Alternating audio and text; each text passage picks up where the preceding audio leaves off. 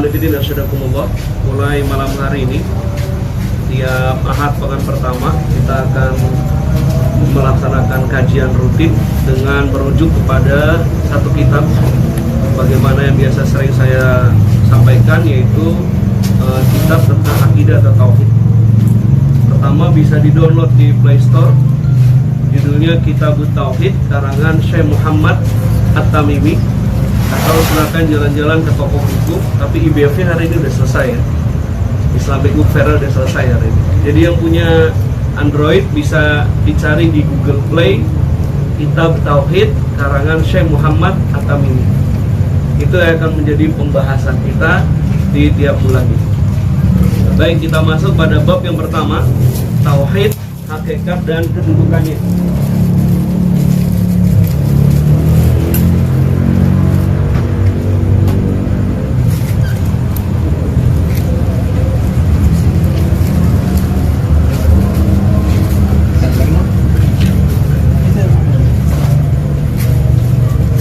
Syekh memulai dengan menampilkan firman Allah Quran surat 51 ayatnya ke-56. A'udzubillahi minasyaitonirrajim. Wa ma khalaqtul jinna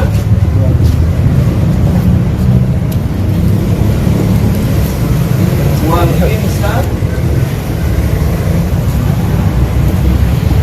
illa liya'budun.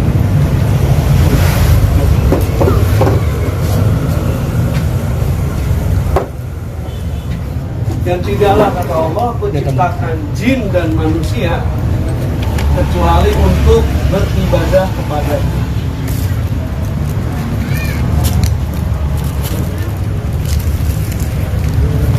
Beruntungnya kita sebagai umat Islam karena kita punya Al-Quran yang isinya adalah huda linnas wa bayyinat minal huda wal furqan.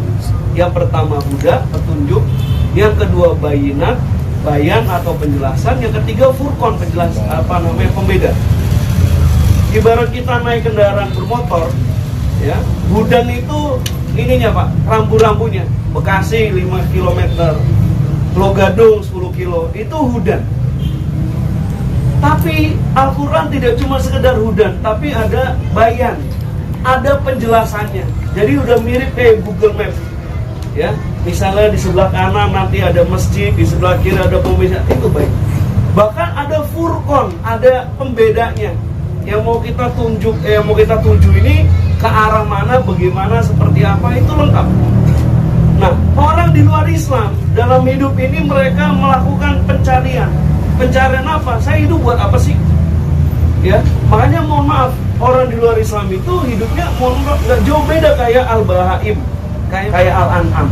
Cuma ya bagaimana misalnya dari lahir, ya, kemudian anak-anak, kemudian jadi remaja, dewasa, tua, mati.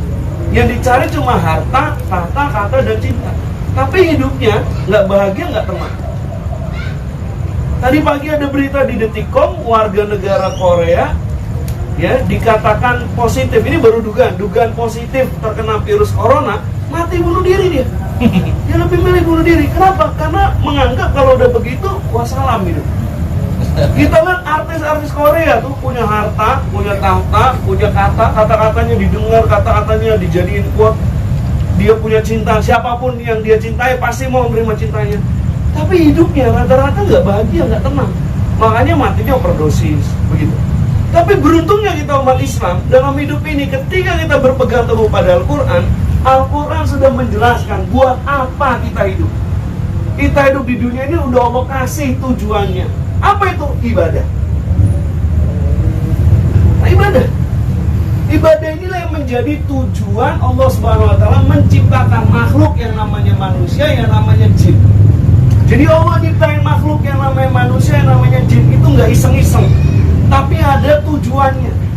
Apa tujuannya? Ibadah. Nah, ibadah inilah yang kemudian menjadi pokoknya tauhid. Jadi inti dari tauhid itu kita mengenal siapa Rob kita mengenal siapa ilah kita, lalu kemudian kita menyerahkan peribadahan kita hanya kepada ilah yang hak. Karena banyak ilah yang gak hak. Maka orang yang melakukan dosa syirik itu, mohon maaf, kayak orang punya ikatan suami istri. Ada istri, punya suami, tapi ini istri memberi pelayanannya bukan pada suaminya, tapi pada suami orang. Kan masalah itu. Orang melakukan dosa syirik itu begitu, Pak. Dia tahu Robnya siapa, Allah Al-Khaliq yang maha pencipta, Allah Al-Malik yang maha memiliki, Ar-Razzaq yang maha memberi rezeki, Al-Muhaimin yang maha memelihara, Al-Mudabbir yang maha mengatur, Al-Muhyi Al-Mumit yang maha menghidupkan, maha mematikan. Tapi kemudian dia berselingkuh, dia serahkan peribadahannya, dia serahkan al-khufnya, rasa cintanya, dia serahkan rojaknya, rasa harapnya, dia serahkan mahabbahnya, cintanya kepada selain Allah. Itu orang melakukan dosa syirik. Orang syirik tuh kayak gitu ya. Ternyata Allah menciptakan kita hidup untuk ibadah. Tapi kemudian ada pertanyaan kan, loh 24 jam kita hidup untuk ibadah. Pertanyaannya, ngapain aja tuh ibadah? Kalau cuma sekedar sholat yang 5 waktu, sekali sholat paling lama berapa sih kita? Berapa menit sholat? 5 sampai 10 menit lah. Ya, 10 menit mah makmumnya batuk sampai saat terakhir. 5. Ya? Tapi kan udah begitu. Kalau kita ngitung yang namanya ibadah begini, ya. Kalau yang kita anggap yang namanya ibadah itu cuma sholat doang, misalnya sholat 5 menit, baru 25 menit. Tuh. Ini kalau nggak pakai ini nih, kalau apa namanya imamnya standar ya, kalau pakai nos, wah itu terus zikir kita, berapa lama kita zikir? Zikir habis sholat aja masih megang HP, subhanallah, subhanallah. Ya, jadi nggak sampai 1 jam ternyata kita hidup di dunia ini untuk kita pakai buat ibadah. Padahal tujuan Allah menciptakan manusia untuk ibadah. Nah, beruntungnya kita, ya, ternyata definisi ibadah itu luas. Ya, saya ingatkan kembali definisi ibadah yang pernah disampaikan oleh misalnya Syekhul Islam Ibnu Taimiyah. Ya, Ibnu Taimiyah mendefinisikan yang namanya ibadah adalah setiap perkataan dan perbuatan. Setiap perkataan dan perbuatan kita semuanya bisa beribadah. Syaratnya apa? Allah cinta, Allah ridho. Jadi mulai dari kita melek mata sampai kita memejamkan mata kita kembali, bahkan tidur kita, ya, itu semuanya beribadah. Caranya gimana? Allah cinta, Allah ridho.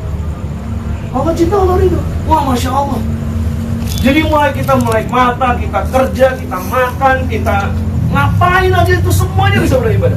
Bahkan perkataan ini oleh Syekhul Islam didefinisikan ada perkataan hati, ada perkataan lisan. Perbuatan, ada perbuatan hati, ada perbuatan anggota badan. Semuanya beribadah. Syaratnya Allah cinta, Allah ridho. Lalu pertanyaannya, bagaimana supaya Allah cinta dan Allah ridho? Nah, itu yang harus kita penuhi supaya benar menjadi ibadah. Nonton TV, ibadah nggak tuh? Hah? Tergantung. Jawabannya tergantung, Pak. Tergantung apa? Allah cinta nggak? Allah ridho nggak? Begitu. Gawat ini, Pak, kalau nonton TV nggak benar ibadah. Ya, nonton sinetron yang tiap hari kejar tayang, ya kan? Santai. Sampai orang itu, kalau dia udah hobi sinetron itu kan nggak mau ketinggalan. Nah, itu kalau nggak beribadah, wah gawat. Nah, lalu bagaimana syaratnya supaya Allah cinta, Allah ridho? Ya, dalam surat Al-Mulk, ya, surat nomor ke-67 ayat yang kedua, Allah berfirman, A'udzubillahi minasyaitonirrajim, Alladzi khalaqal mauta wal hayata liyabluwakum ayyukum ahsanu amala. Kurang gitu.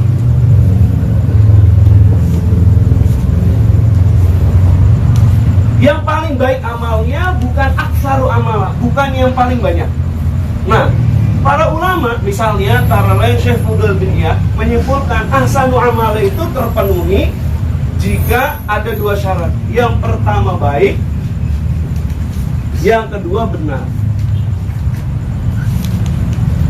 Baik-baik apanya? Baik niatnya. Niat yang baik. Bagaimana niat yang baik itu? Ikhlas.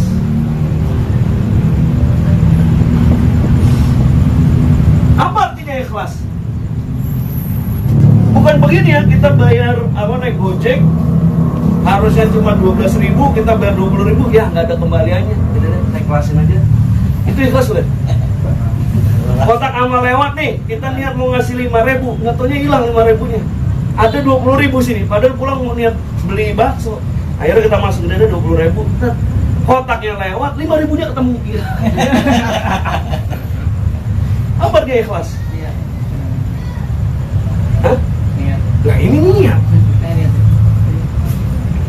Ikhlas itu asal kata dari kholaso, artinya murni. Dulu pertama kali orang bikin air dalam kemasan, dibully, ngapain jualan air kayak begini?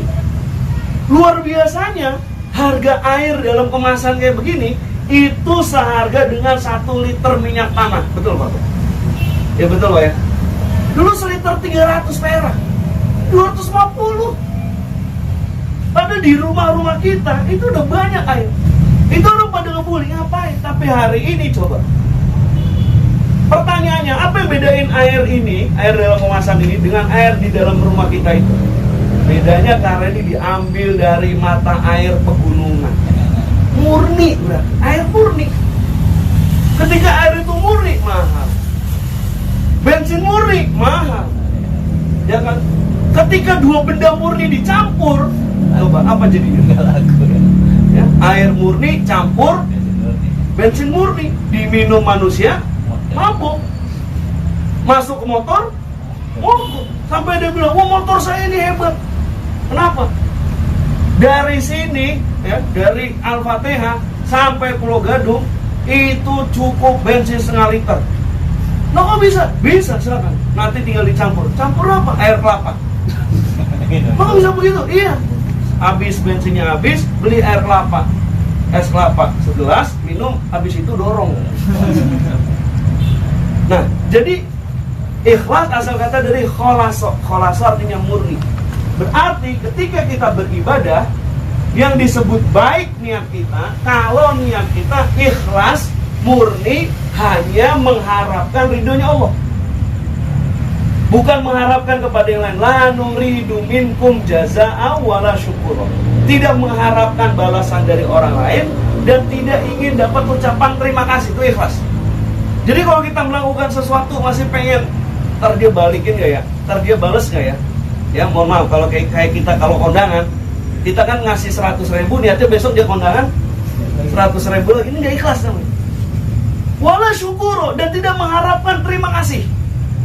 Itu ikhlas. Jadi kita melakukan apapun, dia gak ucapin terima kasih, gak ada masalah.